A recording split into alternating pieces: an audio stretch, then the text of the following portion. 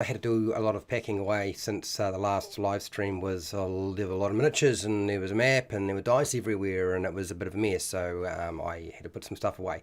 So I apologise if I seem a little bit late because busy, very, very busy. But the good news is this is a Dungeon Master preparation where we actually make something. Today is all about making magic items. I thought since we have Halloween on its way, a nice thing to do would be to actually make something around a Gothic theme or a horror theme. But like always, if you have been part of the Dungeon Master preparation for magic items, I will be doing a slideshow first. I'm going to put up a poll right now. And I'm also probably going to be doing a lot of interaction from your side. So you will definitely need to comment. If you're not a subscriber, you need to be subscribed for at least 20 minutes to leave a comment in the live chat. But you'll need dice, people. Percentile dice would be great. If you don't, that's all right. So my suggestion is grab some food, some drink, get comfortable, and then we'll get started. And I will do my slideshow. Then we'll open it up to Q&A, and then we will make a whole bunch of magic items for those of you who feel inclined to make Gothic-themed magic items. Why not? Let's do that. All right. I think we've got everything established. Let's rock on, shall we? Where's this thing? There it is.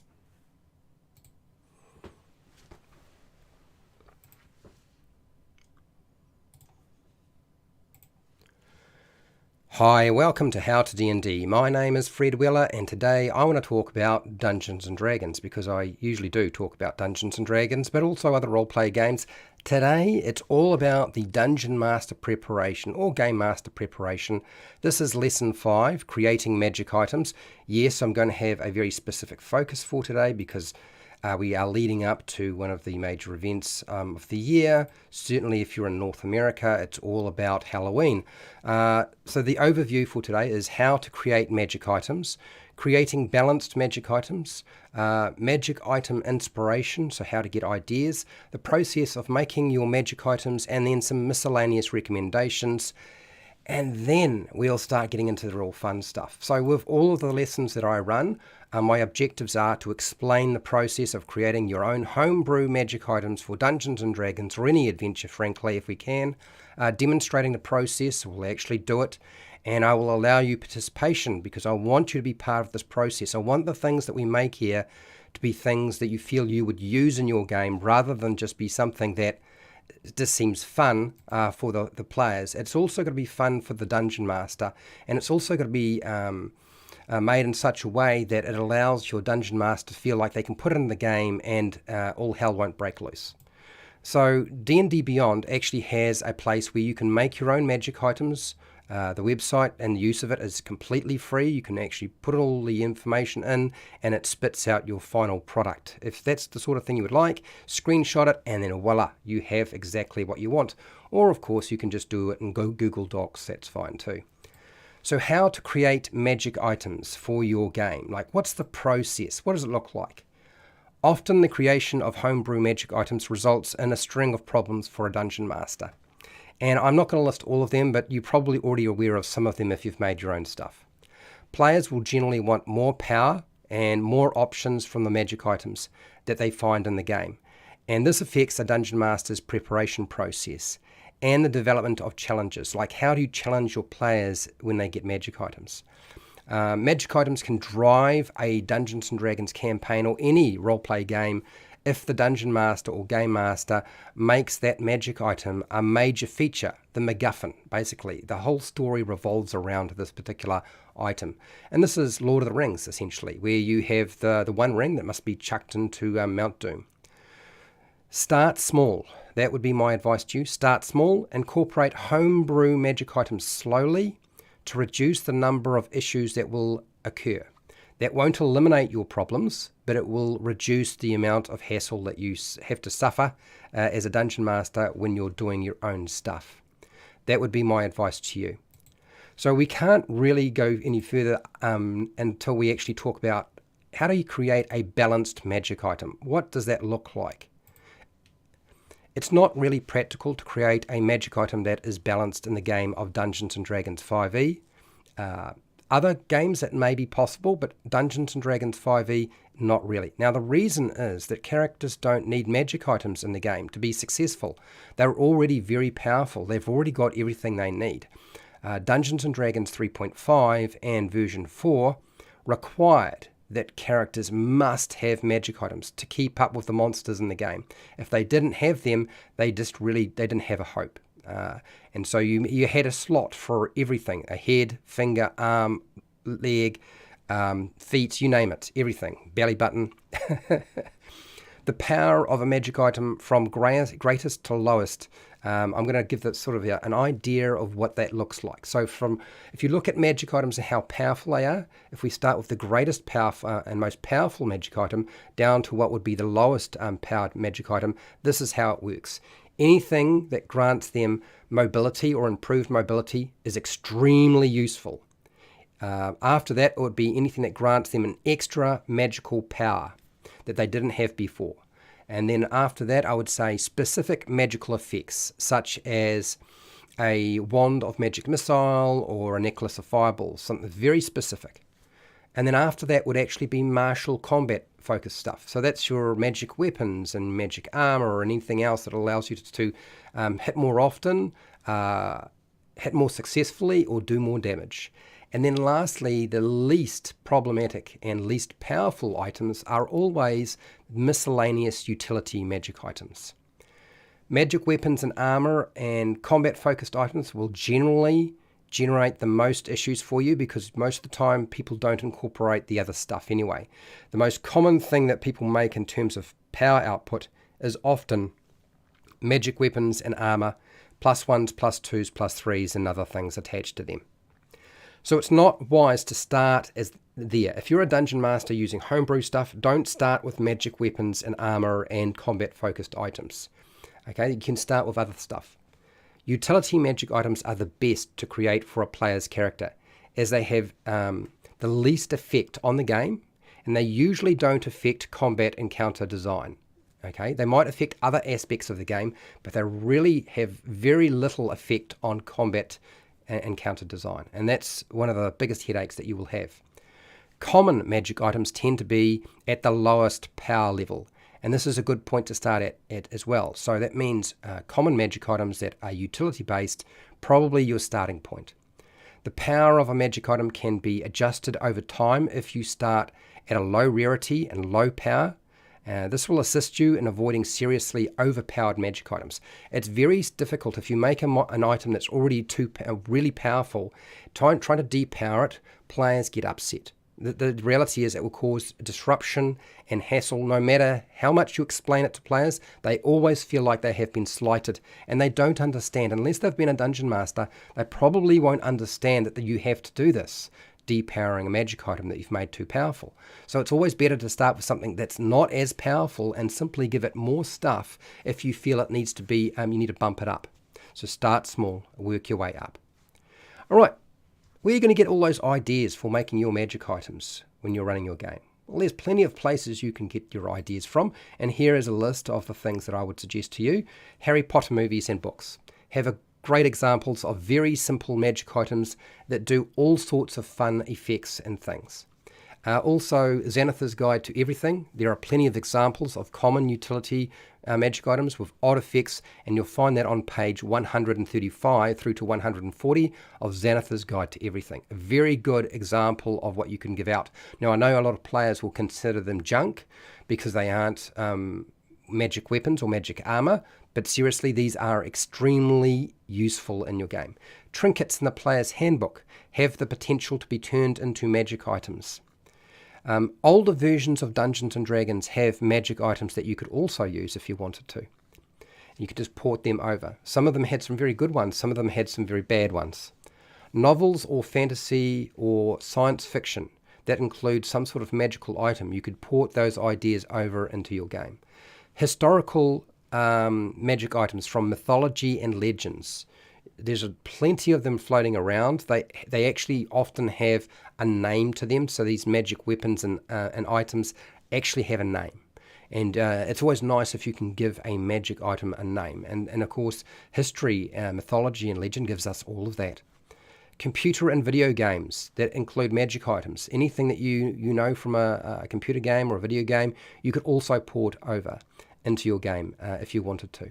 So there's a lot of different ways that we can get our ideas. But we aren't finished, because we need to know what the actual process of building those magic items looks like. How do we do this? Give a magic item an interesting and obvious name to tell part of the story of the object, or indicate the function of that magic item. It's one of the most important aspects is getting the name right. Create a magical effect that has a benefit or a detrimental effect. They do not always have to be positive. So you might want to sprinkle in some things that are beneficial and some things that are not beneficial. And so you have sort of a mixed bag there. So now the players have to make a decision about whether they want to keep it or not. Minor and major beneficial properties are listed on page 219 of the Dungeon Master Guide for Dungeons & Dragons 5e, and then minor and major detrimental properties are listed on page 220 to 221, and then if you want some minor properties and quirks, that would be listed on page 143 of the Dungeon Master Guide for Dungeons & Dragons 5e. So that's where I would suggest looking. And most of these concepts have been ported over from older versions of the game, such as Advanced Dungeons & Dragons. So if you thought you needed to go back in time, most of that stuff is already in those charts. What is the history or intent of the magic item? For ideas on how to deal with the history of your magic item, I would suggest looking at page 142 of the Dungeon Master Guide. There are some ideas there for D&D 5e. Determining the power level of your magic item by using the rarity table. Like, power and rarity are linked. And if you look on page 285 of the Dungeon Master Guide, it shows you what the power level is and what the rarity would be. So that's a good guide as well. It's not perfect, but it is at least some sort of guide. Selecting the appropriate rarity for your magic item helps define the power. As I said, I think you should start with common and work your way up. Attunement of a magic item helps stop players stacking too many powerful items or stuff together, which is often what power gamers would like to do, and often what players would like, particularly if they have played video games or they've played Dungeons & Dragons 3.5 or 4e, where they were quite comfortable with having at least 10 magic items on them. So attunement, you can only attune to 3 magic items if they require attunement. So that sort of restricts them using stuff. Attunement is best assigned to a magic item that has a permanent effect. So in other words, not consumables, but a permanent effect. Anything that doesn't run out of a magical effect. So if you've got something that has a wand or charges and so forth, but it never really runs out, then you probably want to put attunement on that as well. Does the magic item have charges? So are there a certain number of charges? Does it recharge? A lot of older magic items did not recharge. This is a concept that Dungeons & Dragons 5e has put in, where you can get a magic item and it recharges at dawn quite often.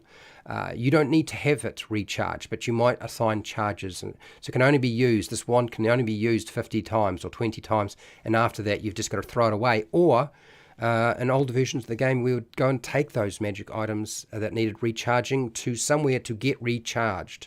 So you still held on to the magic item, but it couldn't do anything until you took it somewhere to get recharged.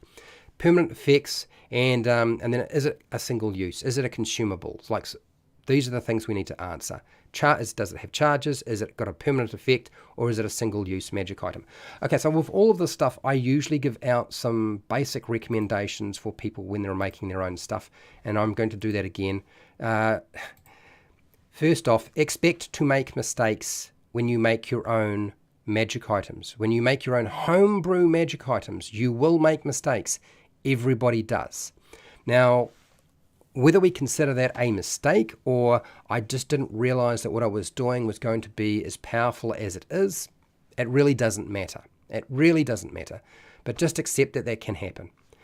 It is fine to take existing magic items and reskin that item into something else in some way, so that you don't have to do any of the construction process and figure it all out. So you can do that. That's fine. That's still homebrewing. There is no mathematical formula to magic item creation. If you are looking for a formula for creating magic items to avoid players finding a way to exploit them, that just doesn't exist. Okay? It's impossible.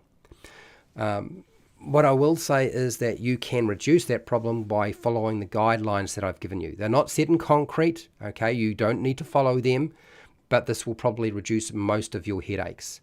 So if you're looking for somebody to say, okay, if you do it this way, nothing can ever go wrong, that's just not the case. Now, the reason being is that players are smart, and when you get enough brains in the same place, and the nerdy brains, they will figure out how to do anything, okay? They will figure out how to get your dog on the moon using, I don't know, some scotch tape and a cardboard box. So just accept that they will do stuff that you just don't know could be possible. I'm hoping that this was useful, and if it was, fantastic. Please let me know in the comments section if you have any questions or any feedback you would like to give. And hey, till next time, keep rolling those 20s.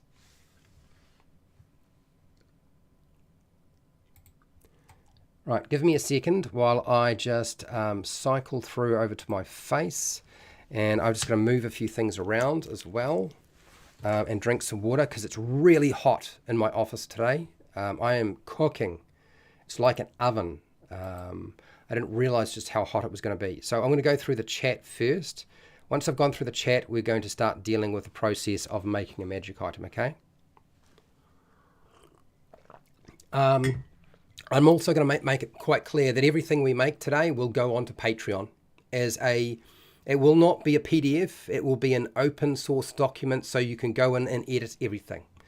So if there's anything that I wind up doing that you don't like, you can change it, but you don't have to worry about writing it all up. So if you're a patron, it's all right. It'll get there. It'll probably just be the end of the week. One of the best ways to support this program continuing every week is on Patreon for $1 a month or a bit more, depending on what you want to pay. There are no tiers, and you get everything. Like, you literally get everything. You support all 5 programs that I run each week, okay? Plus there is the feature live stream at the end of the week, plus all the other stuff. Like, there's so much. Otherwise, super chats and super stickers are always welcome as well. All right? Right, let's have a look at what we've got here. Hello, Nacho Man. How's it going? Nacho Man is a patron and supports me on Patreon. Thank you very much. Sorry for derailing your chat yesterday. Nacho Man, it's all right. I kind of figured that people would throw in comments. I'm kind of getting a little bit better at setting myself up with this new camera and books and microphones and so forth. So I'm hoping that the experience today is a little bit better. Anyway, what do you got here? I was planning to do the Necromancer quest from Fandalva next week. I want to give him more Gothic inspired treasure. Well, that's what we're going to make today. Surprising. It's like I knew people would want that. Did I know something? No, it's pretty obvious because everybody under the sun is doing this sort of thing, right? Grim Grog. Hello, Grim Grog. Welcome to the stream. Play-inspired items are always awesome. Yes, they can be, only if they aren't too powerful. Player-inspired magic items are sometimes just too powerful, and they don't understand what is too powerful. But certainly there are some ways of including player interaction, and absolutely agree. Please, for those of you who don't know, you're going to be helping me make magic items. We're going to go over to a Google Doc very shortly and start building these things. So what I suggest, you need to have some dice ready, okay? And you need to start churning over the brain because I'm going to be using a particular resource for today. For those of you who don't know, I'm going to be drawing from Gothic trinkets, because I thought it was one of the better things out there that has been put out by Van Richten's Guide to Everything. It's one of my favourite sections. It's only 2 pages, but we're going to use that. Okay, so if you know Van Richten's Guide to Everything, then that is the trinkets table, and it's on page 36 to 37, but I'll show you what it all is in a second, okay? And you'll need some dice, percentile dice in particular. All right, Nacho Man, what do you got here? You were thinking of giving them a scroll of tree resurrection. Okay, sure. But make it a skull with runes and a jewel in it. Why not? It kind of, that also, if you put gems or jewels in the eyes, it kind of looks like a demi-lich, which will probably scare them. Will they even pick it up? Can you imagine that? So they need to roll a 19 to use it, and also have it, worth a, yeah, you're going to put a price on it. High risk, high reward. Fair enough. Hello, Nick, how are you? Cursed items. Any thoughts and ideas? 95% of every homebrew magic item that I make are cursed. Is that what people wanted me to do? Do you want me? I mean, I'm happy to just make Gothic magic items, but we can make cursed magic items today, if that's what you would prefer. Let me go to what you've got here. So 64% said yes. Out of the 11 votes, they want to make a Gothic themed magic item. Just watching 36%. That's fine. I'm going to end this poll. I'm going to start a new poll. All right, I'm just going to start a new poll and just ask you, do we want to make cursed magic items today? I wasn't really expecting people to say, yeah, I do. But let's type in a poll right now. Give me a second. Now, while I'm doing that, actually, I'm going to show you the book that we're working from for today. This is the book. And now that it's doing that, I will type in my question while you're paying attention to what's in front of you. Do you want to make Gothic cursed magic items? What can I say? I was not expecting this. I mean, it actually makes a lot of sense. I don't know why I didn't think of it, but every time I've done anything regarding curses, people have no, nobody watches it. They get all upset. Undecided. I mean, the One Ring is cursed. That's a cursed magic item. It's got a lot of power, but it's definitely dangerous as.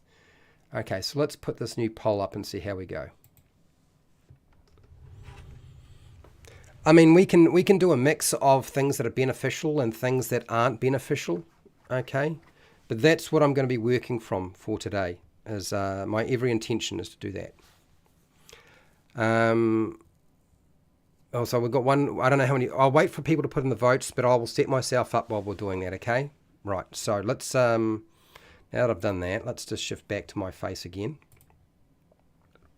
and I'm going to have another drink of water. It's so hot in here. I do apologise.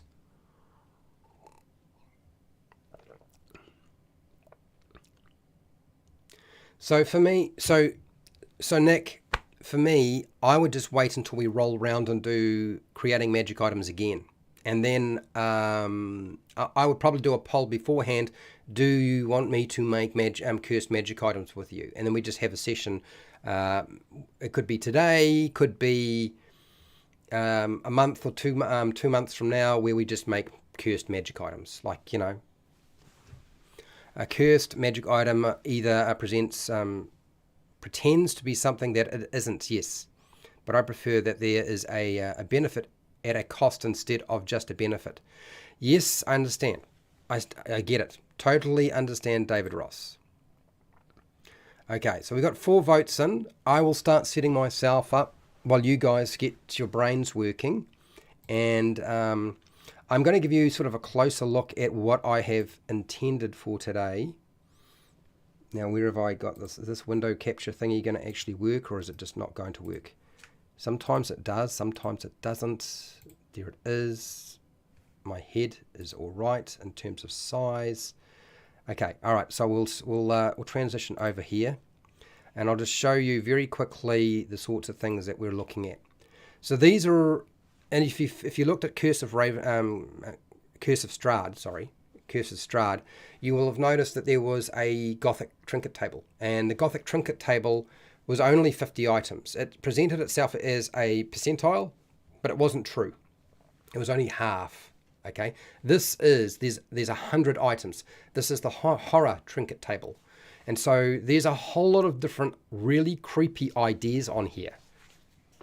Things that could be presented and turned into anything under the sun that we like. Okay, as I scroll down, it'll become more and more clear just how useful this thing can be.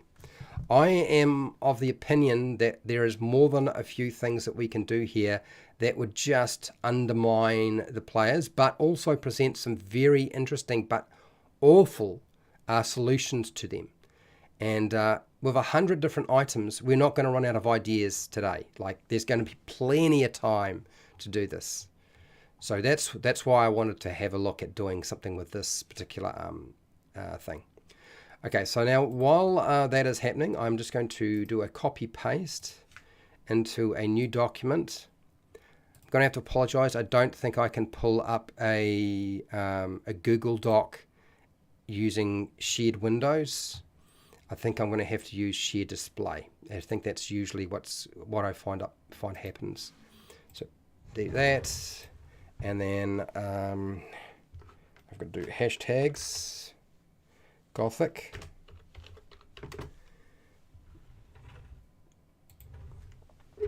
Gothic magic item creation.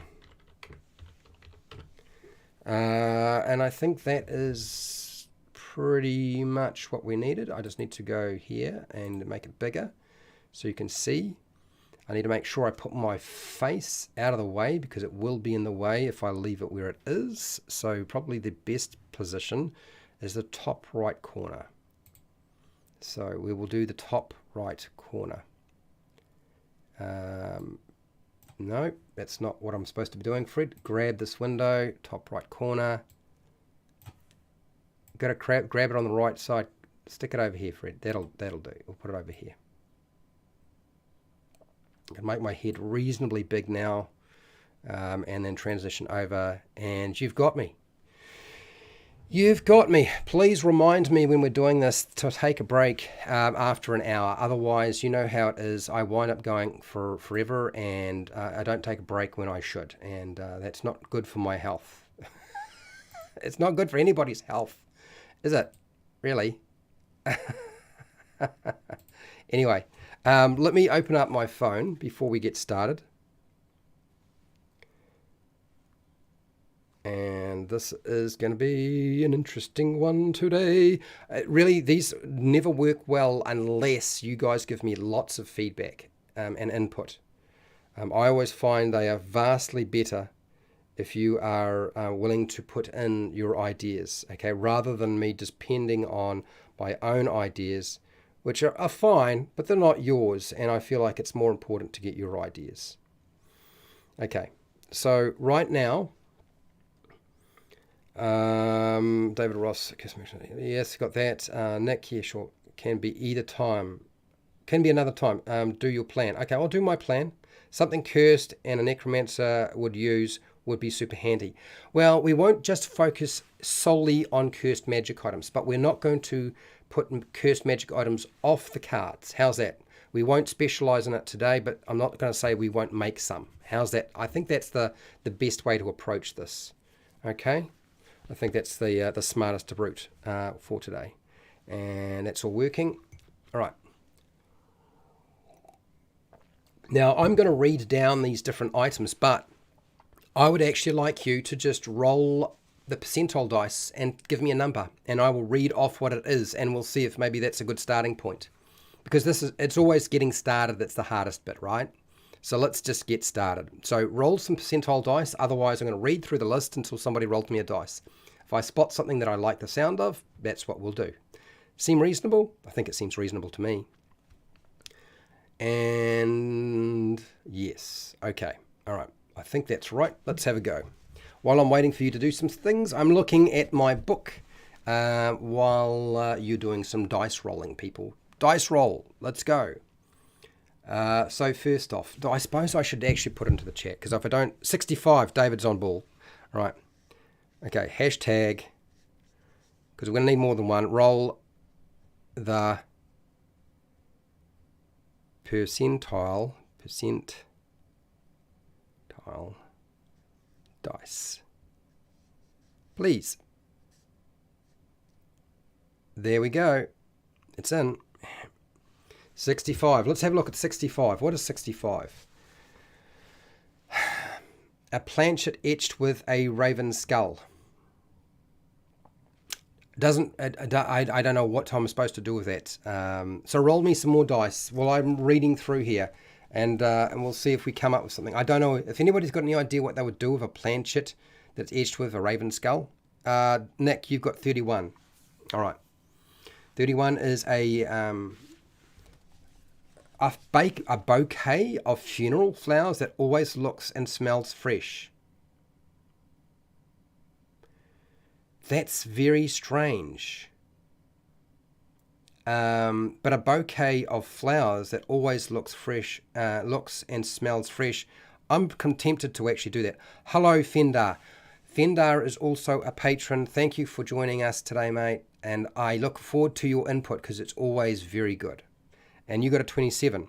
So I'm actually tempted to put down 31. I know you must be thinking, Fred, that doesn't sound that exciting. I get it. Hang on. Give me a second while I just move this around a little bit. That's better. Just my eyes are getting old, so 31. So actually, I wonder if I can just go 31 and just copy paste, because I should be able to jump back and forth from here to there. 31, because this was part of the problem last time, right? As I was taking too long to do stuff. Copy. And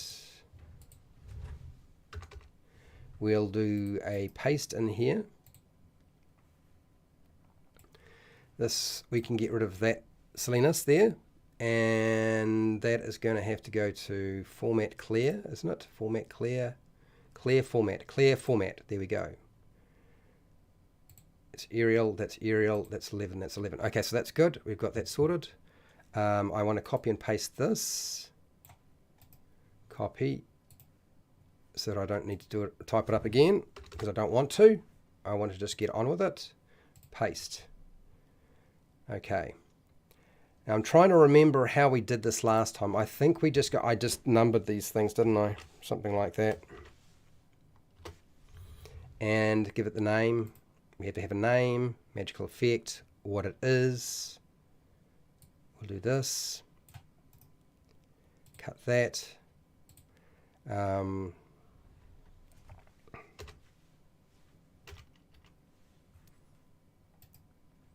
Paste. Actually, we probably don't even need to do that, do we? But I like the idea of this. This looks cool. Let's do that. Let's do something with this. We'll come back to that. And what else do we have? 27. And a 72. 27. What was 27? Copy and paste. Pardon me. And we'll drop that down. I'll make a bit more space. And then we take... yep, that should be good. So we need to go 27. Where's 27? 27 is dice made from knuckles of a notorious charlatan. Okay. Yep, let's do that. I feel like there's somewhere we can go with this. Let's do this. That's fine. Yep, absolutely. So the name, we'll figure out the name of these. If you people start thinking of ideas of how to name these things, then fire away. I'm all for it. Okay, let me know what you want to call stuff. There we go. That's that one. And I think the next thing I want to pull up is 72. 72, okay. So we've got a couple of different things to work with already. What is 72 though? 72, where are you? A locket containing the smeared image of a eyeless figure. A locket containing the smeared image of an eyeless figure. That's a hard one. I don't know what we're going to do with this. I'm going to copy it for now. I'm still unsure what I would do with that. That's going to be difficult. Yeah. Let's just do that. Paste. We'll get rid of the formatting on that. It's like so. And I'll make another entry. Copy. Okay. I want you to aim for common to uncommon in terms of rarity. I don't want to have anything that's like too crazy powerful, people.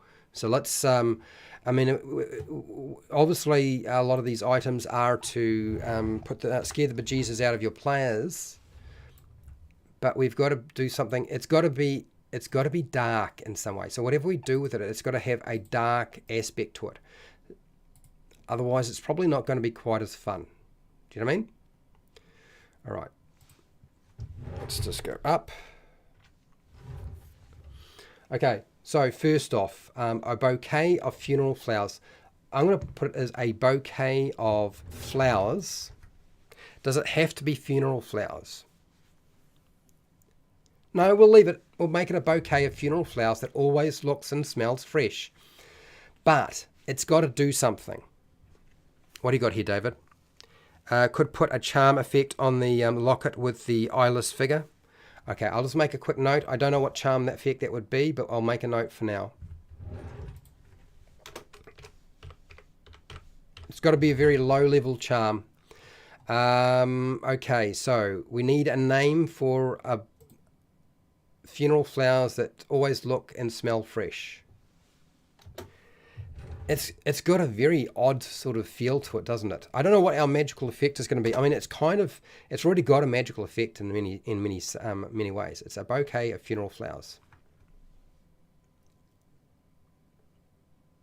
So we've got our magical effect, but do we want to add something else? I feel like we want to do a little bit more with this, and we need to give it a name. And we definitely want it to have, just let me think, where's my Dungeon Master Guide? Power level, I think definitely, I just want to make it common. I don't want to make it too crazy.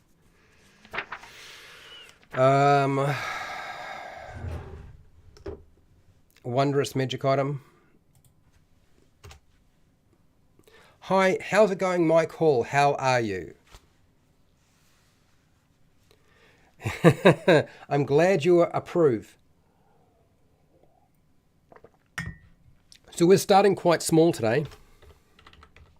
We're not doing anything really super crazy at this present time. We really don't usually do that anyway. It's wondrous. Item. And what else was I trying to say? So what else can we do with flowers? Oh, it's a hard one. I want to give it a history, but I don't know what the history would be. The power level, we've given the power level. We've given the rarity. That's what we're going to stay with. We're not going to have attunement. No attunement. Not necessary. No charges. It's not single use. It's permanent magic item. It's always an effect. Hello, Seeker. Welcome. And thank you, as always, Seeker, for coming. And for everything else that you do. Couldn't work on what the stream was about, so came in to peek. You couldn't work out. It was not clear. I thought it said creating magic items Gothic. Was that not obvious? Was it just a bit too confusing, the picture? So somebody had mentioned something about a skull with gems in it, and I feel like there's going to be a skull item in here today. So if there is a horror trinket out of that 100 that has a skull involved, we're probably going to use it today, okay? Just because of the thumbnail. You now get it. Good. All right. Okay, cool. Feign death. Feign death. I'm going to put a question mark beside feign death. I don't feel like it's quite right. I feel like the joke is on me and anybody else who accepts that as the question mark. So we need a decent, we need a bit more to go with this. I mean, the trinket itself actually does a lot. It solves a lot of our problems. We don't have to do very much at all. The flowers turn person into a woman that die gave flower first. John. The flowers turn person into a woman that die gave flower first. Oh, I see. All right. That is funny as. Let's do that. The flowers, when held, transform the holder into a woman, into a specific woman. We need to give it a history. I like the idea, but we definitely need a history. I'm glad to hear that you're all right, Mike. John B., your idea is brilliant because it's funny as. I still feel like we need a better name. Feigned death is probably not the one. The magical effect, I feel like with the magical effect, that's all it needs, but we need a history behind this thing because we need to know why this bouquet of funeral flowers never decays and always smells fresh and transforms whoever holds them into the woman. It's got to be that there's some woman who's died. So I would like the name of the woman. I think we need the name of the woman. The flowers of Banshee. The flowers of the Banshee. Nacho man. You get a great huge thumbs up. Nice job. So this means really what we're talking about is the specific elf woman. Because in Dungeons and Dragons, apparently only banshees only elf women are banshees. Like, God blimey, really? Flowers of the Banshee. That is cool, dude. Can I just say, I love it. It is super simple. I also want to add in a section that says basically, John, my lost flower forever love. I think Flowers of the Banshee is probably the one I'm going to go for. So what we need to do is we need the name of a banshee. Why don't we could use Agatha. Could we not use Agatha? It's quite a famous banshee in Dungeons and Dragons lore. We could use...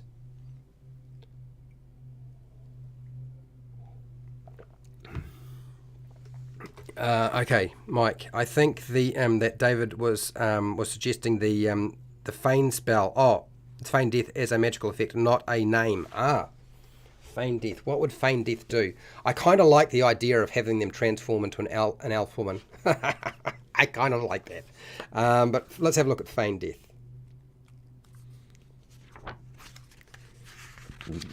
Oh my. Feign. Why can't I find it? Feign death. Here we go. Level 3. Ritual. Touch a creature from death. After the spell's duration or until you use an action to touch the target and dismiss spell, the target appears dead to all outward inspection and to spells used to determine the target's status. The target is blinded, incapacitated. I see where you're going with this. I think that's too much. I actually really like the idea of them transforming into an elf woman, and a specific one, probably the banshee. But thank you. That makes a lot more sense, Mike. David got it. Yeah. Thanks, David. So I see what you're doing with that, and it kind of does fit with it. But I just really like the idea of transforming somebody into an elf woman who has become a banshee, and Agatha just jumps into my head. I think Agatha works for me. I think that's what we do. The bouquet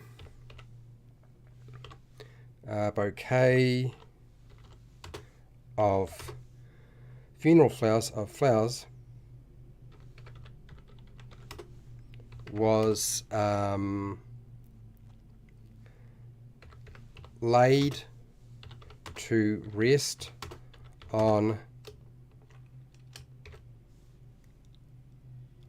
a elf maiden's body called Agatha, who later rose as a banshee. Laid as on an elf maiden's. Okay, the bouquet of flowers was laid to rest on an elf maiden's body called Agatha, who later rose as a banshee.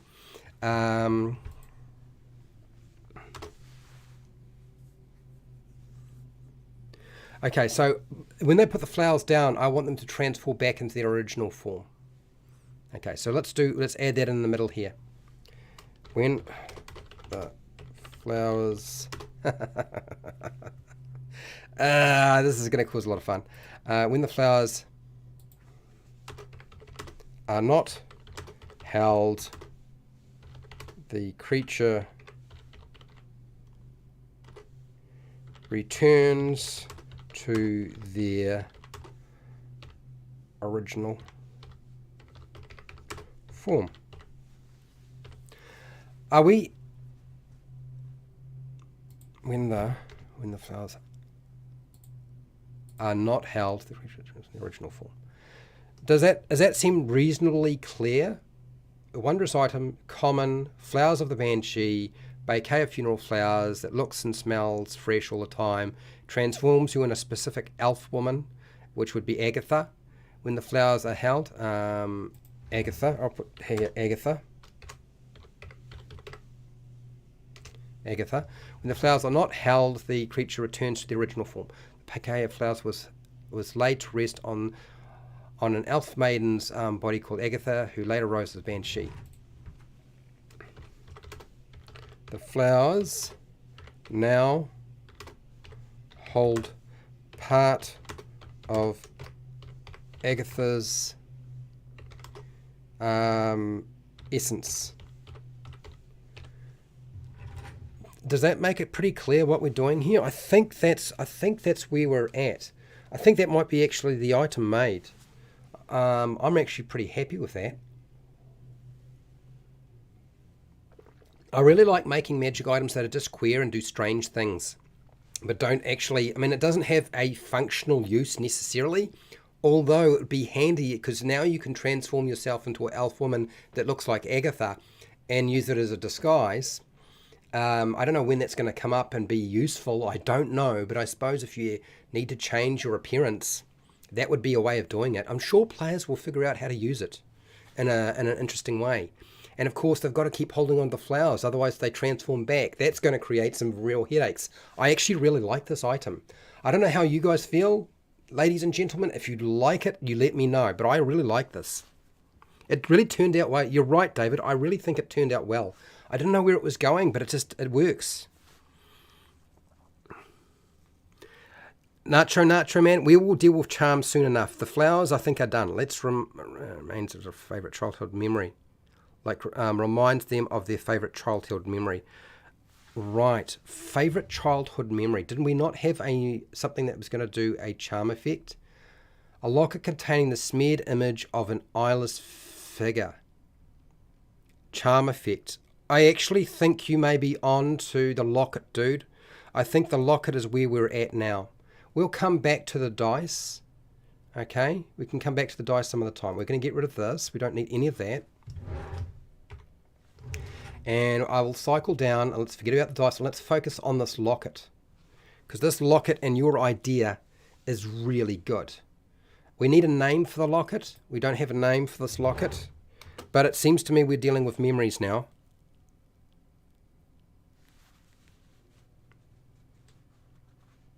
I think it's perfectly fine as it is, yeah. I think Nick, that item is done. And do you know what I love about it? There's no dice mechanics. There's no bloody dice mechanics in the damn thing. There's no bullshit. you can take that magic item and you can just about put it into any game. It doesn't have to be Dungeons and Dragons. You could play anything and stick it in there if you wanted to. You just change the name of the Banshee and you're done. Or use the same name, because I don't even know who Agatha is. It doesn't matter. So let's do this. A locket containing the smeared image of an eyeless figure. Eyeless. Oh, I think we're going to go with child. An eyeless child. Yes, let's do that. Now you said charm, and I think the okay. So I'm taking Nacho Man's and I'm plugging it into that locket because I actually like that idea a lot. So when the locket is worn, it reminds the wearer of their childhood memories, and we'll go a bit further, and anything they might have forgotten during their life. Now, why am I doing this? This is actually, I'm doing a very metagamey thing here. If you hadn't figured it out, I'm actually trying to use Keen Mind in a little bit. Kind of. Do you know how Keen Mind works and how everybody says Keen Mind is garbage? Because, like, essentially, it just reminds you of stuff like, oh, that's really cool. Like, yeah, sure, let's do that. I understand people's frustration and disapproval of the feat. I get it, because it's not combat, it doesn't kill anything, but I think maybe that's what we do here. Yeah, so many little things can add to give flower without breaking the game. Yeah, exactly. You can make quest out of a flower person that got flowers needed to find a way to break the curse too. Yes, I suppose that's true. I don't want to break the curse, so I don't even go there. I'm going to leave that to you. We've made the magic item. You do it with it as you see fit. We need a name for this locket. I think at this point we've come down to this locket is about. It's got a child. It's got an eyeless child in it. There's an image that's smeared. It recalls childhood memories, but it also recalls all of your memories from your life. And so once I figure out where Keen Mind is, since I'm struggling to find it, we'll probably use that as part of our template for building and the mechanics for it, which I hope aren't going to actually be mechanics as such. You know how I feel about putting in game mechanics into the game. I don't like it. So there's a whole bunch of stuff here. You always know which way is north. Well, who gives a shit about that one? You always know the number of hours left before the next sunrise or sunset. Sorry. No, I'm not sorry. It is. And you can accurately recall anything you have seen or heard within the past month. No, we're going a lot further than that.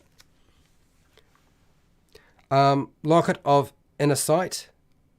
Seeker, that's not bad. That's pretty good.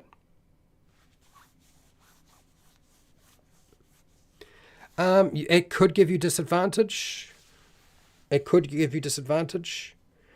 But yeah. Let me think about that a bit more. The locket can give you disadvantage. Okay. Right, so let's go here. Your names, suggestions are good. Keep them coming until I get somewhere that sort of works for me. Okay? And for everybody else. So, how do we word this? While wearing while wearing the locket, a creature has disadvantage on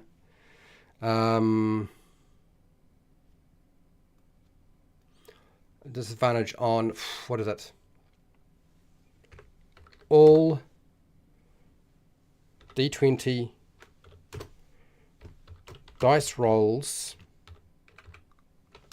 except knowledge checks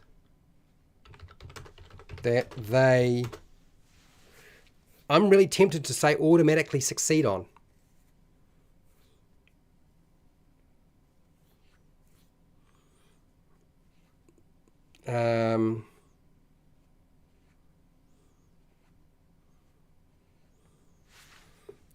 Accept knowledge checks. Let's do that.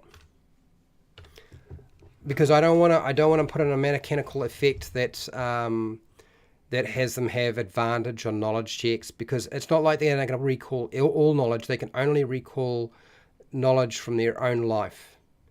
And basically this is like, you know, that person who just doesn't take notes,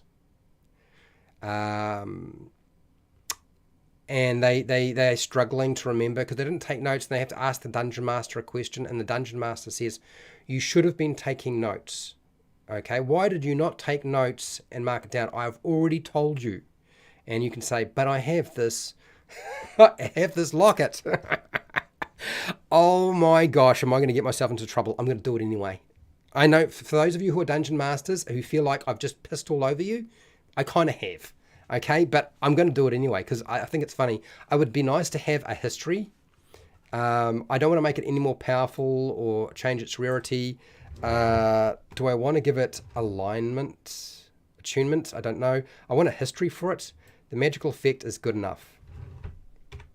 The magical effect doesn't have a mechanic to it. This disadvantage here thing, that'll that'll cause some trouble. I totally get it, but I still want to do it. Okay, so let's get a name for it. Locket of Inner Sight. I like the idea, Seeker. Lost Child, but advantage on insight or history checks. No, I'm not going to do that. No. It just means that you can recall anything that you've forgotten during your life. So I don't want it to make it easier for them to know any historical information. I want it to do exactly what I've just sort of indicated. Basically, you can ask the dungeon master any question that you have forgotten as a player that your character should know. Basically, that's what I want to say.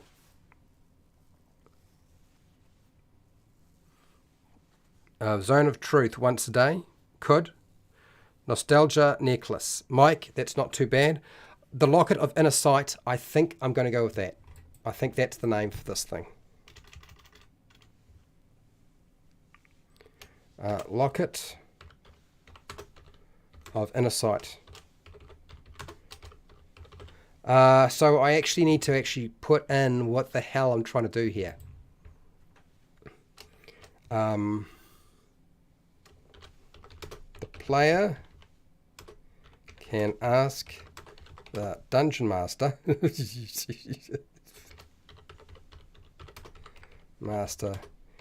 any question about their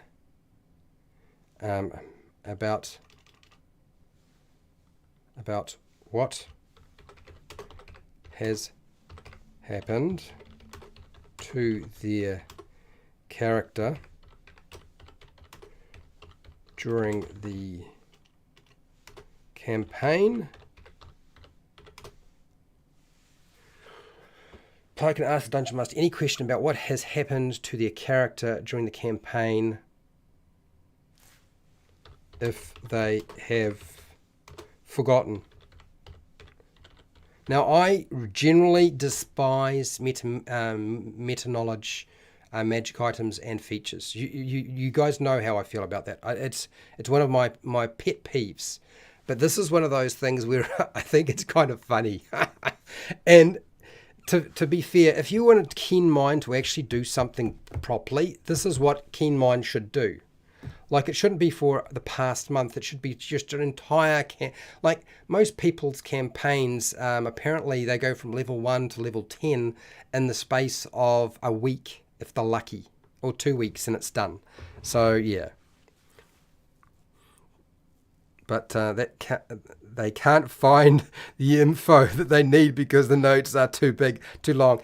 Exactly. Game history. Yeah. Does that make sense, that line there? The player can ask the Dungeon Master any question about what happened to their character during the campaign if they have forgotten.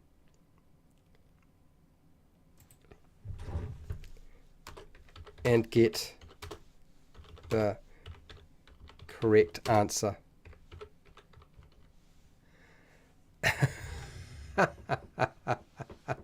I'm so sorry. I feel like, do I want to put a history on this? Do we have a history for such an item like this? I don't know.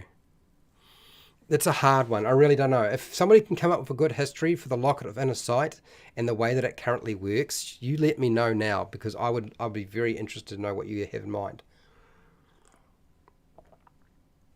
What I frankly am starting to think, though, is maybe I do need to make it attunement, because it does smell of annoy the dungeon master. Do you know what I mean? For some dungeon masters, they will hate this, hate it.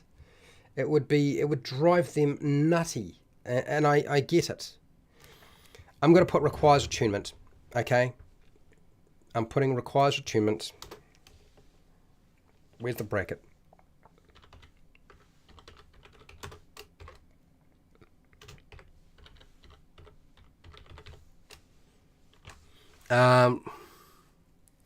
Lock it off the fourth wall. Yeah, it is. It's a bit like that, isn't it? It really is. So yeah, it's gonna have attunement. If we can come up with a history, it's permanent. There's no single use. It will solve the problem. You know, that person who never remembers anything. This is the item they need. John B, how's it? What do you got here? No one knows if they do. Yeah, could be. Okay, so I'm going to put a question mark. If somebody can come up with a decent history for this locket, go for it. But I think I'm going to take a break. But I'm going to leave you with a task. And that is the dice made from knuckles of a notorious charlatan. So, so what is that going to be? So we need a name for it, and we need an effect. And I'm going to take a break, and I'll come back and see what ideas you have. Dice made of knuckles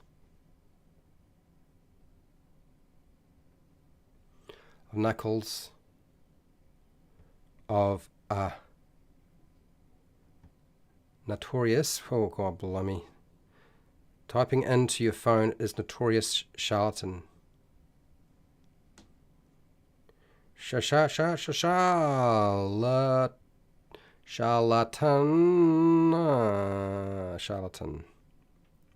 Name.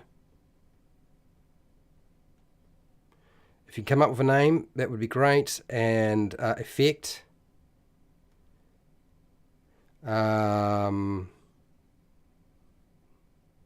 Question mark. I'm putting that in now. Okay, so that is my question. That is my question to you people.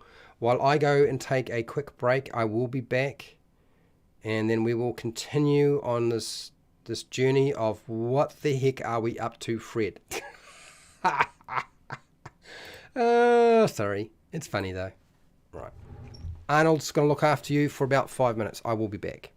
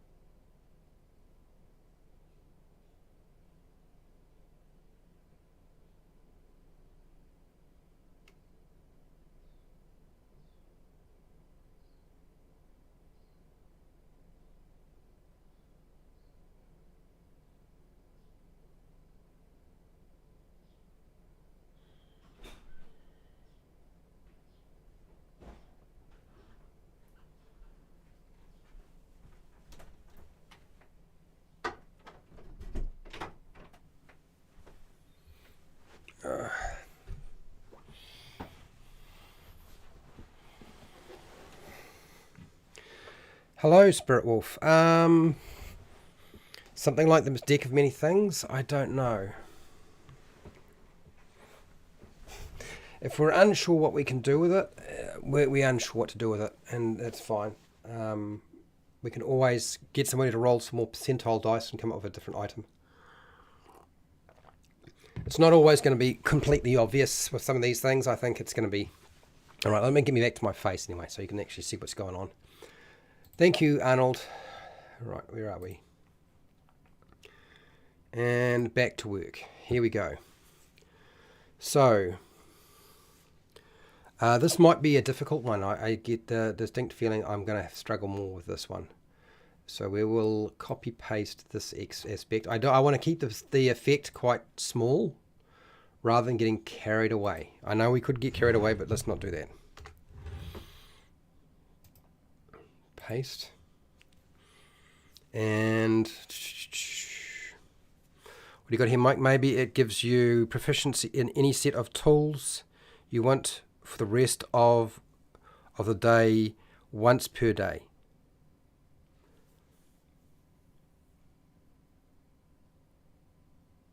We could do that, but it's a set of dice, and it's a charlatan. Maybe what we should be doing, but yeah, something less powerful. What about something around using the dice? Let's make these dice loaded. But yes, let's make these dice loaded, but we probably need to do something with them. You let me know if you would like them to be attunement items, but we could actually give them the ability to always win.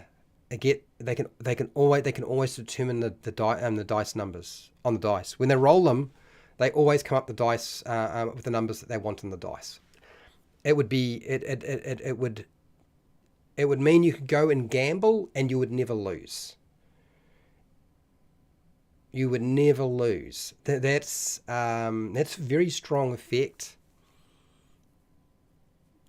but it's tempting.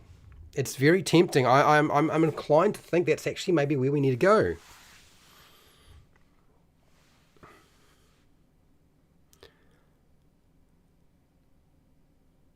It does need to be some sort of current owner attunement. Yeah, let's include attunement. I think it does need to be attunement.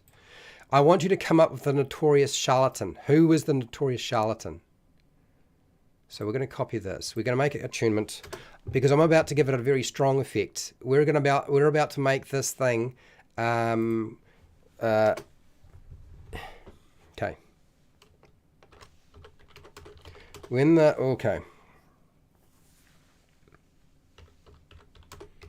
I rolled.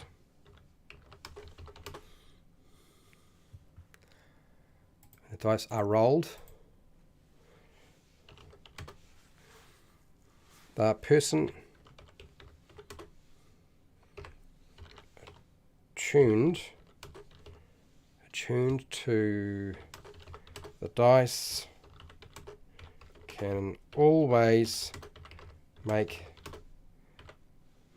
the numbers they want.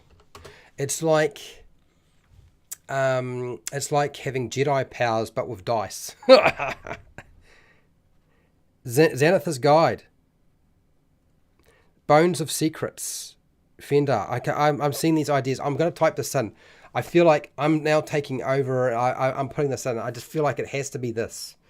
Notorious charlatan, dice, gambling, like it's... Okay. When the dice are rolled, the person attuned to the dice can always make the numbers they want. Okay.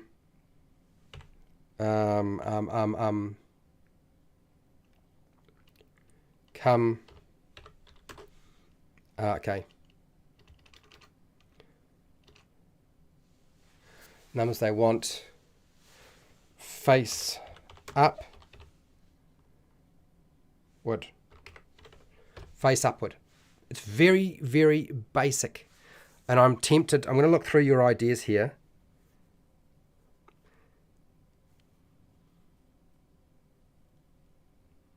Oh, actually, that's maybe a better way of saying it. Let's have a look at this. This is actually quite good. Seeker, Mike, what have you put here, Mike? You've done it.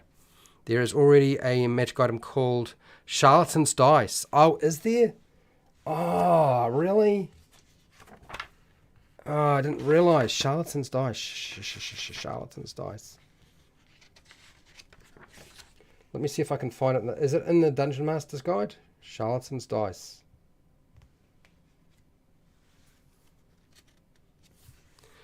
I didn't realize we had just reinvented an existing one. Okay, so we have just reinvented an existing magic item. Ah, okay, so that can't work. So it's got to be something else.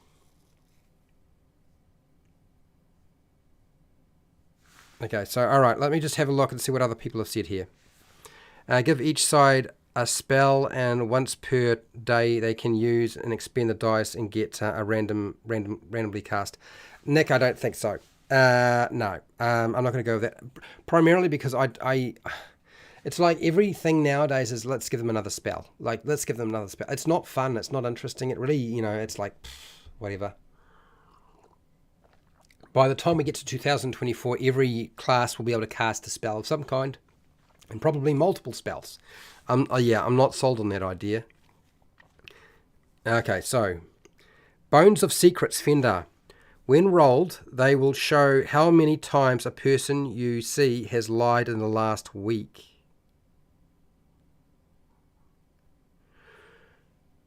Okay, so you're on the right track, aren't you? That's actually very, very clever. I think we're on the right track there. Bones of Secrets. Fender, thank you. I always knew Fender would get me out of a tricky spot when I dug a huge hole for myself. Bones of Secrets. Okay, Bones of Secrets. Okay, so this is it's in Xanathar's Guide to Everything. Okay, all right. So this is I've just created a item that already exists. Okay. When the dice are rolled,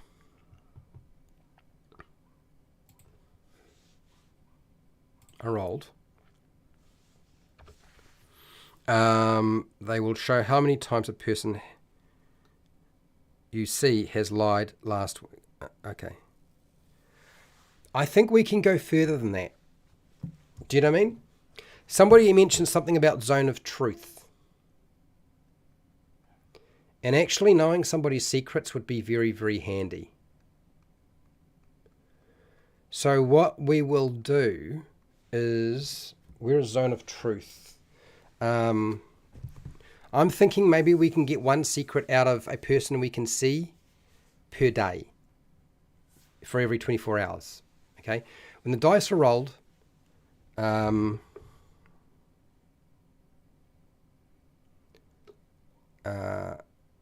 person attuned to the dice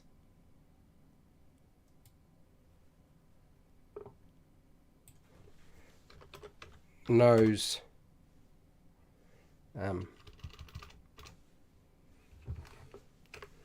automatically knows one secret about a creature they can see. I think maybe that's where we go with this. It's kind of like, how the Gothic can sort of look into somebody and know exactly what they are thinking and pull out secrets from them. This would actually be quite useful. A notorious charlatan. This is actually quite a lot more. I like this idea. Person attuned to the dice automatically knows one secret about a creature they can see.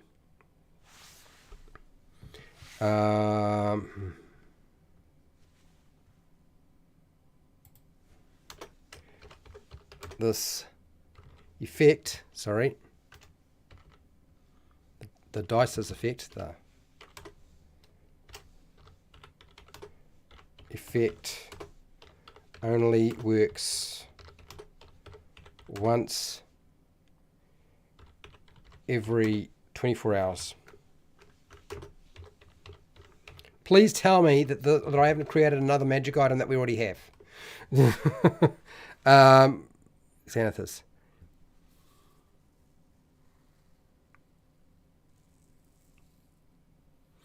Okay. Roll and add +1 to the other rolls. So, Spirit Wolf, you've just suggested the old guidance spell. That's literally the old guidance spell. Which you could, but I actually think this works better. Bones of Secrets. Dice made from the knuckles of a notorious charlatan. When the dice are rolled, the person attuned to the dice automatically knows one secret about a creature they can see. The dice's effect only works once every 24 hours. Tell me what people think of that. I kind of like that. I would like to have a history to it. I don't feel like it needs to be going outside of common in terms of rarity. I don't think that's that powerful, but I do think it would be useful. And we're going to give it attunement because it is still a very good item to have. It would solve a lot of those problems, where people are trying to figure out where to go next. Like, how do I move on? That piece of information that I need from somebody, now I can pull it out by rolling those dice. So I'm going to just take that. We've set up how many times it can be used. We don't necessarily have a history for it. I would like to have a history for this, but if we don't get a history for it, that's life. These things happen. That works, David Ross. Yeah, I think it does. I actually think it does. We don't actually have any kind of dice mechanic involved. It just means that the Dungeon Master reveals one secret about that creature, and it doesn't specify which secret it is. Okay, which is like it leaves it completely open to the Dungeon Master. And this magic item will help a Dungeon Master get the game back on track. Rather than, how a lot of magic items just throw a spanner in the works for a Dungeon Master. I feel like this is actually helping them. I feel like this is kind of helping. Okay, that's good. I need people to roll some more percentile dice because we'll run out of magic items to make stuff out of. So let's get those dice rolling again. Just the Craft. Hello, Just the Craft. How are you? It would specify that the secret information is determined by the Dungeon Master, but the information is useful. Okay, yes. Like pickles. Okay, yes, that's a good point. Just the Craft. Let's do that. Let's add in that 93. Good. Thank you. Just keep pumping the numbers, people, and we'll work our way through these. Right. So just the Craft is put in a very good point. The Dungeon Master determines the secret information.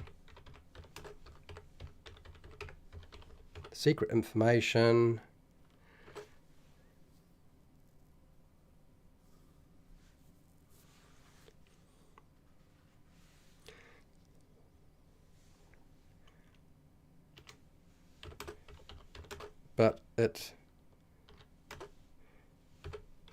needs to have a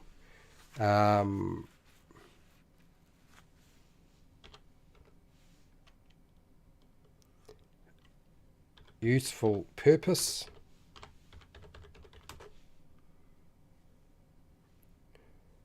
and practical application. Okay. I think that's got it. All right, good. All right, let's see some numbers. You've rolled some numbers. Let's have a look and see what we've got here. We will fold a few of these things up a little bit. I'm going to go bold here. Bolding. Let's do that. We've done that one, Let's move this up.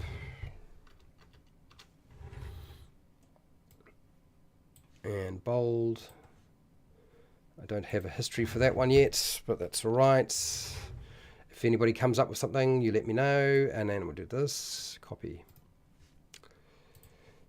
And drop it down. Paste. Okay, so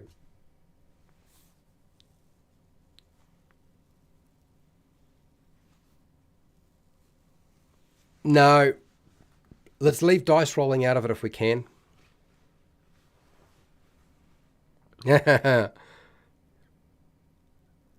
Oh, Seeker, mate, go to bed. You can, you can. You know, you're allowed to go to bed, okay? You don't have to hang around. It's all right. You can always watch the replay. All right, so here, let's actually have a look at 93. So Fendart rolled a 93. What is 93? 93. A journal that has been heavily detracted. Oh, I don't know. I don't know what I don't want to do. I don't want to do anything with that. I'm not sure what I would do with that. No ideas even pop into my mind when I look at it. I'm like, meh. It's, yeah. Okay. Sorry, Fender. I'm ditching that one. Spirit Wolf, you got an 87. What did 87 have? What is 87? 87 is dentures with mismatched sharpened teeth. What the heck? That's disgusting. We're sticking it in here. I don't know what to do with it, but we're still sticking it in here. Just so that I get to copy and paste something ridiculous like that in here. Like, there we go. There it is. Dentures with mismatched and sharpened teeth. My God. Can we convince a player to have their character wear them? Somebody else's teeth? That just strikes me as being gruesome. Gruesome. Let's do that. Sorry, I'm doing the evil laugh. Let's try not to do the evil laugh. Yeah, it's getting worse now. I can't help myself, people. All right, I'm putting this in. I don't know if we're going to get to this. Let's have a look at what else we get here. Seeker got a 35. Seeker got a 35. Nice. Let's have a look at what C with 35 is. I don't know what we're supposed to do with that. If you guys can figure out what to do with dentures with mismatched sharpened teeth, you let me know. But I just couldn't help myself. I felt like I had to put it in there. So copy, and we'll do another one. Drop it down. Come on, baby. Get me down there. And let's see what this other one was that we had. We are looking at, I've done the dentures, 87, 35, 34. You're going to turn into an Umber Hulk or a... dear, 34. Where is 34? A walking cane with an iron frettle that strikes sparks on stone. A walking cane with an iron frettle that strikes sparks. It's just not that interesting. It doesn't say Gothic to me, does it? Does it say Gothic to you? It doesn't. I know it doesn't. 13. 13 might be the way to go. Let's have a look. A spyglass that always shows the world suffering a terrible storm. It's an interesting idea. I just don't know what we would do with it. I will, if somebody can figure out what to do with this thing, I'm still going to take it because it's very dark. I just don't know what to do with it. Okay. Dentures. Spyglass. Let's go there. Oh, gotta get rid of the formatting. Clear it.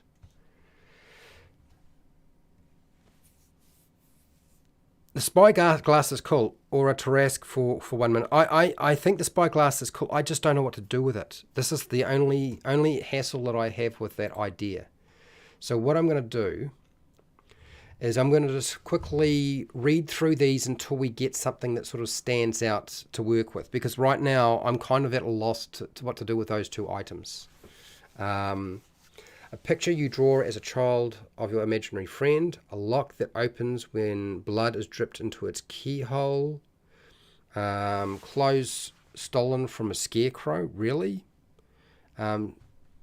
Spinning top carved with 4 faces: happy, sad, wrathful, and dread. The necklace of a sibling who died on the day you were born. A wig from someone executed by beheading. The unopened letter to you from your dying father. Good Lord. A pocket watch that runs backwards for an hour every midnight.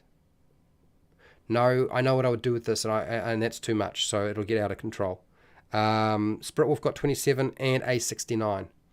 A winter coat stolen from a dying soldier. A bottle of invisible ink that you can only be read at sunset. Interesting.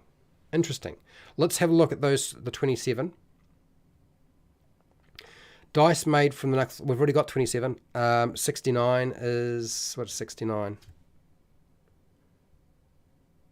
69. Have we already got that one? A fossil of a fish with a humanoid features. A plague doctor's mask. Has potential. I'm going to grab this one here. That's 70. I just don't think any of the others sort of stand out. I was expecting a lot more from this horror-themed trinket table, but frankly, I don't know about you, but I'm not that impressed. I'm not that impressed by it. I was expecting a lot more. I was expecting something that would stand out as, oh my God. 42. 42 is a small locked box that quietly hums a lovely melody at night, but you always forget it in the morning. I'm not sure what to do with this. A mummified raven claw. Well, look, that's better. A mummified raven claw. I don't know what we would do with it, but it's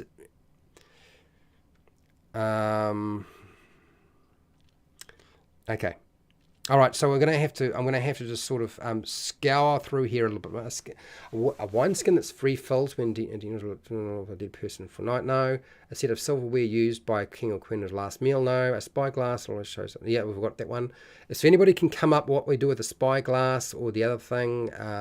Yeah, go for it. A set of silverware used by a king as last. No. We've got that one. A cameo. No, a lantern with a black candle that never runs out and burns with green flame. Shit. I think that might be a good one. So for those of you who are Stardust, does anybody remember Stardust, that movie? I think we're going to take 15. I'm going to pull 15 because I can already think of something we can do with that. So let's just drop this in here.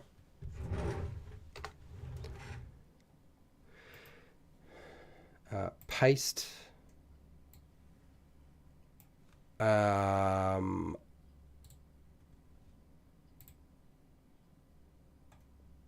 Actually, didn't somebody mention something about a skull with gems in the eyes? Yes, Spirit Wolf, it could.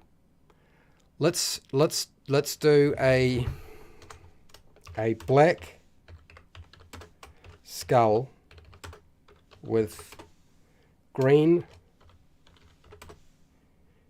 gems placed in the eye sockets.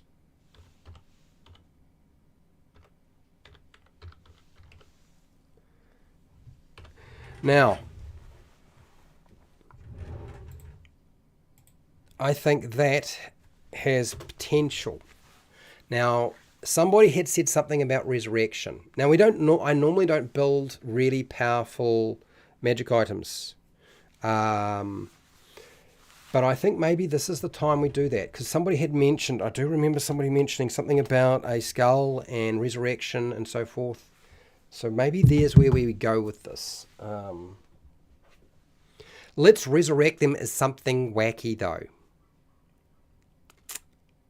Oh, yes. Let's do that. Okay. I want it to be, yeah. Or call storm to a location. No, that's a good idea, Spirit Wolf. let's work on this. Somebody had said, now if I can scroll down far enough, I want to bring him back as a zombie. Let's bring him back as a zombie.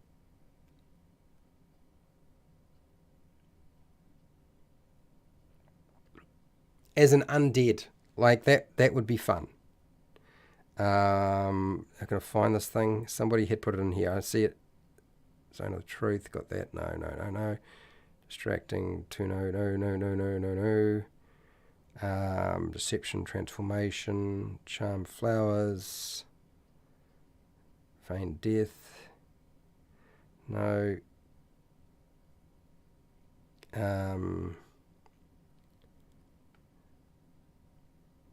Cursed magic item. True okay. Okay, let's do that. So, Nacho Man, we're taking your idea, but I'm going to put a twist on it.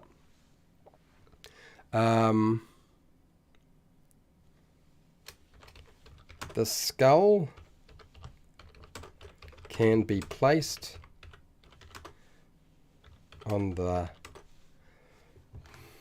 body of a dead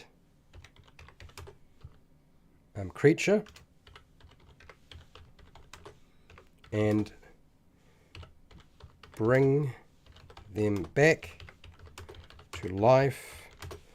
Now, whereas true resurrection, you were talking about true resurrection, weren't you? But let's twist this little sucker a little bit. They don't have to be a zombie, but let's make them undead. Where is it? True resurrection. True polymorph, true resurrection. How does true resurrection work? So it's very expensive, and okay, and it has a restriction in terms of how long they can be dead for. The skull can be placed on the body of a dead creature and bring them back to life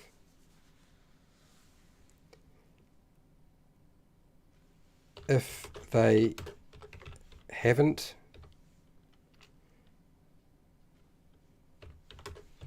been dead for more than 200 years. Let's go 200.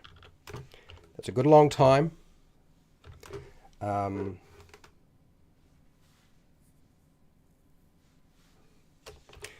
Okay, so if the creature's soul is free and willing,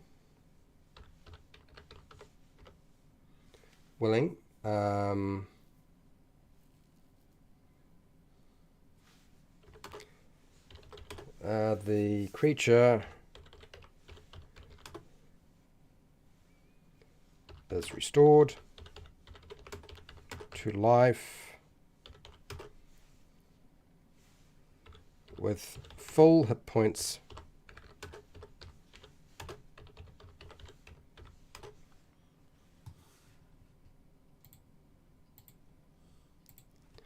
Okay, so we're going down a dark corridor now, people. I see you guys are working on that. Yeah, it's a very, very high level spell. I'm looking at it now.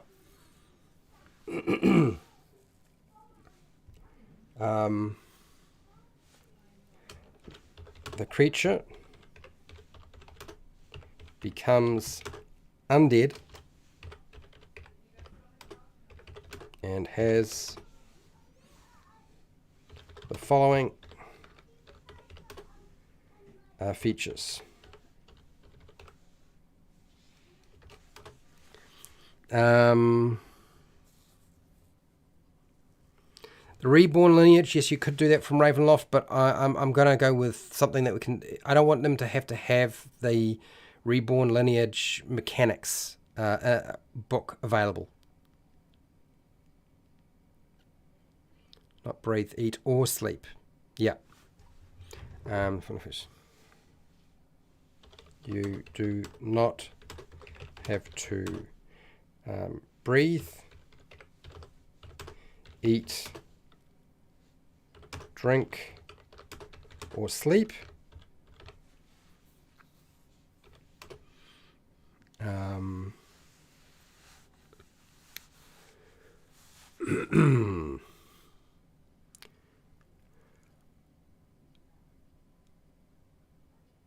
This is going to be weird. I know where we're going with this. I don't know if people are going to like this.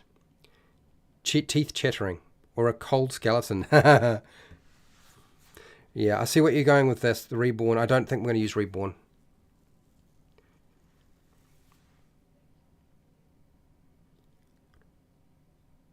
Skull of True Resurrection. This is kind of where my head is going with this. I'm going to come back to it. I think calming the storm with that, creating a storm with that telescope, or that spyglass is probably what we want to do with that one. So we're going to come back to that. I'm not finished with it. This is a single use. So, healing. Healing magic doesn't work on the undead creature and is classified as a undead monster. This skull can only be used once, and then it turns to dust. There's some complications here, people.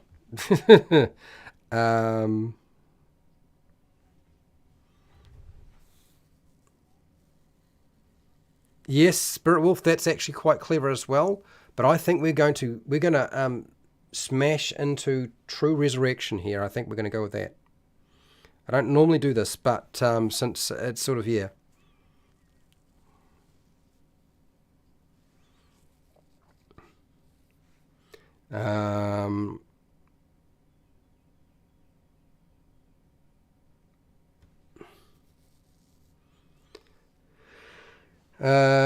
I can't be poisoned. It can't suffer from disease. That makes sense.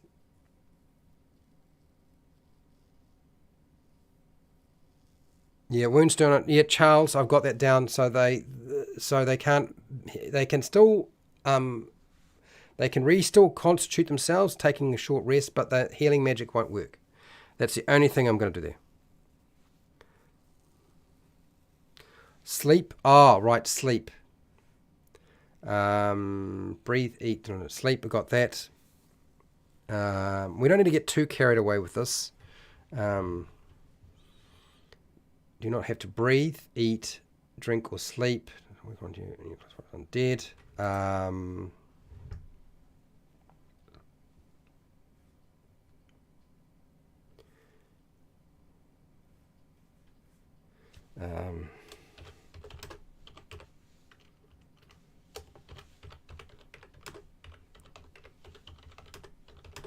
Is immune to poison. Immune to poison. Where is it? And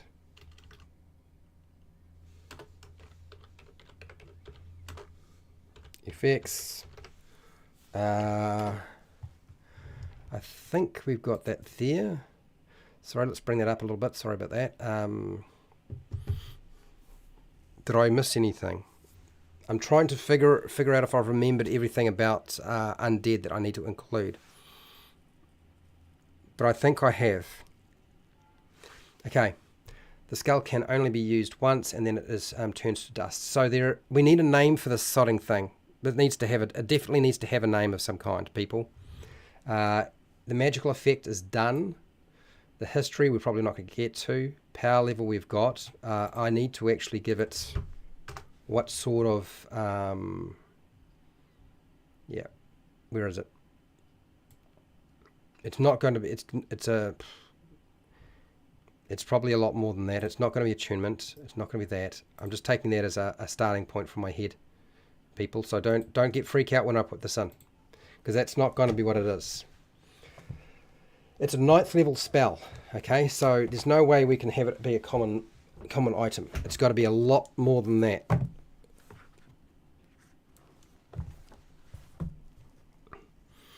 It's going to have to be a. This is the bit that gets tricky, is when you start trying to fiddle with something that's really powerful. When it's nice and small and easy, it's not too powerful. It's not too much going on. It's a piece of cake. But when you start fiddling with magic items at this level, it's harder. No. Okay. It's legendary. It's going to have to be legendary. It's a wondrous item, but I'll make it a legendary. 9th level spell. That's quite high. Legendary, wondrous item. Okay, so if somebody can figure out a name for this magic item, that would be good.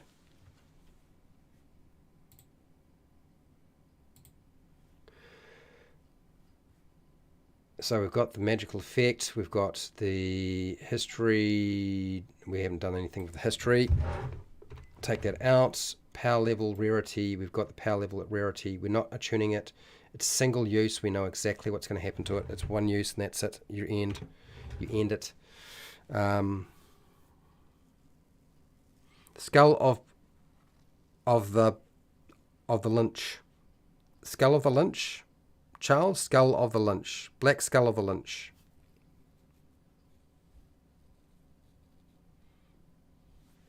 Yeah, so Nacho, if you like this, this is good. So okay, so that's what I'll give it. I'll just call it black skull. Whoops. Of the. Now, I think it's the lich. Essentially, we've just created a lich, haven't we? We really kind of have. You've got lynch.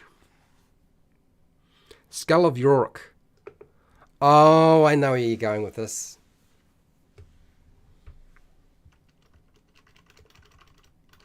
Fair enough. Is it 2 R's or 1 R? Yorick. Shakespeare, I can't remember. Was Yorick spelt with 1 R or 2 R's? Please, somebody, if they can check it, that'd be great.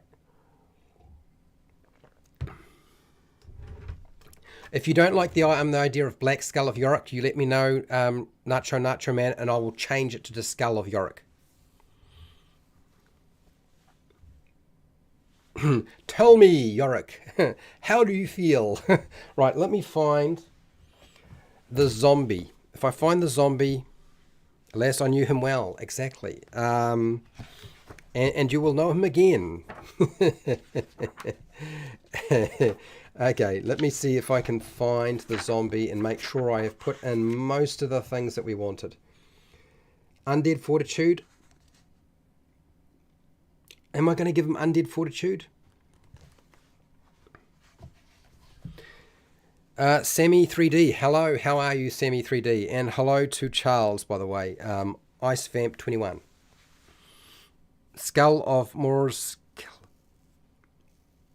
I think I like Yorick better, frankly. I think I like Yorick better. I will check it anyway. So do we give him the Undead Fortitude? So he poison, disease, done that. I think that's kind of done most of what we wanted to do. I'm not going to give you dark vision because everything has goddamn dark vision. That's not going to happen. Let's just leave that alone. But the Undead Fortitude. Do I want to do that? It's a different type of undead. You're not really a zombie undead in that way. So no, we won't do that. Let's not do that. That was the idea, was to make them undead, but not a full-blown zombie. So let's not do that. I think that's the best way to go with that. Cool. All right. Before we run out of time, we're not going to have a history for the little sucker. Unless somebody can come up with a very clever history, I will just put question mark for that. And let's go back to what we were dealing with before. think I've got all the bits and pieces here that I needed. Let's deal with this, not the plague thingy, not the black candle, the spyglass. Okay, now somebody had mentioned what to do with this, and I don't know if you've got a name for that spyglass, but pump it in now, people. Name the spyglass. A spyglass that always shows the world suffering a terrible storm.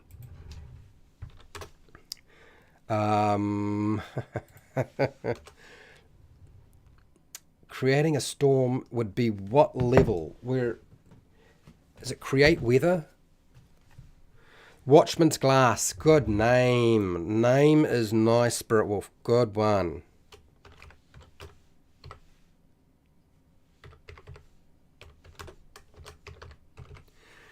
Can capture the storm and lightning, then release attuned immunity to lightning. Okay, I'm not necessarily going to go with that. You're welcome, Nacho Man. So this here, I think what we're going to do is we're going to create a storm with it. That's what I want to do, is you look through it. If there isn't a storm, you create a storm. If there's already a storm, you can't get rid of it. But it's kind of freaky. So let's do that. Is it create weather? Create weather. I need to just check to see what create weather is. Create weather, create. Does anybody remember what level create weather is? I'm sure there is a spell called create weather. Food, create. Control weather is an 8th level spell. It's a... Boy, oh boy, is it strong.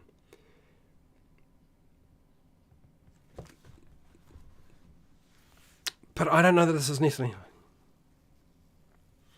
I don't know necessarily... I don't know. No, because it's not necessarily beneficial to create a storm. Looking through it. Okay. Looking through the spyglass.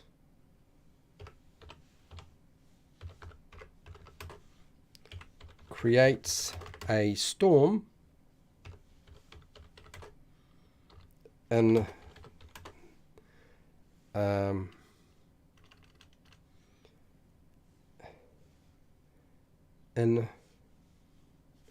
what sort of range do we want? I want to make it smaller.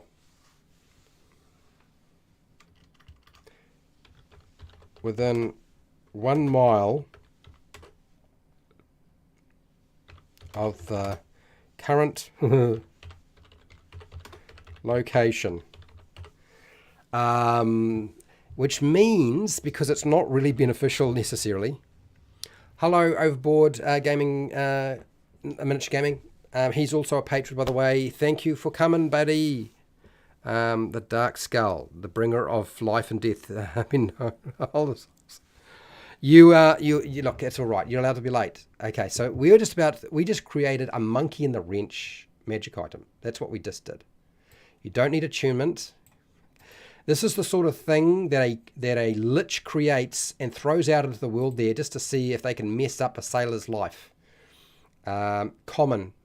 And the reason I'm making it common, it's not as powerful as control weather, and it's generally not that, it's not like you can do anything you like. All it does is just creates a storm. God, I'm terrible. You guys should be just running away from me from doing this sort of thing. I feel like we've definitely just created a cursed magic item. The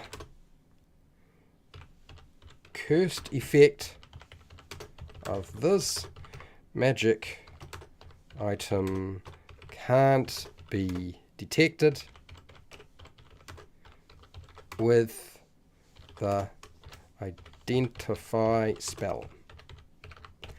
If it weren't completely obvious what I was trying to do there, we just eliminated that possibility, people. It is definitely going to mess up somebody's day. All right.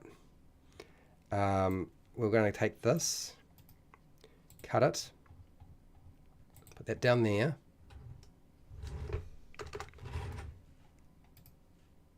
Think about this later. Take these. Don't know what to do with them. We're going to run out of time anyway. We have actually at least got 4 items done. Paste. And Skull of Yorick, Watchman's. We've got the magical effect. We've got, don't worry about the history, power level, rarity. We don't want attunement, and there. And I don't want any restriction because I want them to be able to mess up their lives as much as possible. Draws thunder and lightning. Yeah, well, I just want to have a storm. Like, I'm not going to specify. I just want to create a storm by them looking through the thing. Watchman's glass. So we've got a skull. We've got a spyglass, which is common. We've got bones. We've got flowers. We've got a locket. And we've got Yorick's, Yorick's skull. And really, that's pretty much all we're going to have time to. So how many do we get done today? 1, 2, 3, 4, 5. 5 isn't too bad. That's about how many we get done normally when we do this. And I would love to finish off doing this, but we'll just have to save this for. It's not like this is the end, right? We'll come back to making magic items again, so we can do this again. I don't know that I feel like the horror trinkets table actually spurned that many ideas. I actually found it quite difficult. I don't know about you, but it was actually difficult. It was not that easy. It was very, very hard. Anyway, we now have some stuff for us to play with, and frankly, I think only one of these items is actually potentially very powerful, but the benefits they're definitely there, and there are some detrimental things. You're welcome, Spirit Wolf. I had a good time. I'm amazed how well the flowers turned out, and it's such a simple idea too. Who would have guessed that might actually work? I am surprised, frankly, very surprised. Anyway, let's see if I can find my way back to the stream and have a chat with you quickly before I have to go. Let's have a look too. I'm kind of interested for next time. So only 58% were really that interested in making cursed magic items. See, this is why I didn't want to just focus on making cursed magic items. We've got a lot of stuff here that's actually quite useful. Undecided 5%, 37% just watching. Okay, so we're going to end that poll. And I think that has sort of narrowed things down. They are fun items. I really do. I agree, David. They are fun items. I would include them in my game. I probably will include them in my game. I want you to include them in your game. I really do. Like, this is the whole point. It's like, let's include the stuff that we think is cool and fun. And that was definitely fun. Anyway. I just want to say thank you to my patrons for supporting me to make sure I can keep doing this sort of thing every week. There are 5 different classes every week that they support that are live, on top of the feature live stream as well, plus all of the edited stuff and everything. I really have to thank you for doing that because it really makes a big difference when you do. I also want to thank everybody for taking part in the live stream and watching my live stream. I do appreciate it. It makes a big difference when I get input from you. Don't feel bad if I didn't take on your ideas. Sometimes they gel and sometimes they don't. And I have my own personal sort of preferences as well, and that's going to come into play. But that doesn't mean that your ideas are useless. So you should certainly consider using them in your own game if you like them, okay? I want to thank everybody who's been watching the replays of the live streams and my edited videos. And wherever you are in the world, whether it be the morning, the afternoon, or the night, please look after yourself, your family, and your friends. Be nice to your neighbours. And hey, till next time, keep rolling those 20s.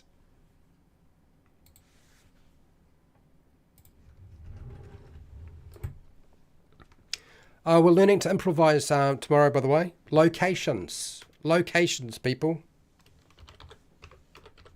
We're going to make some locations.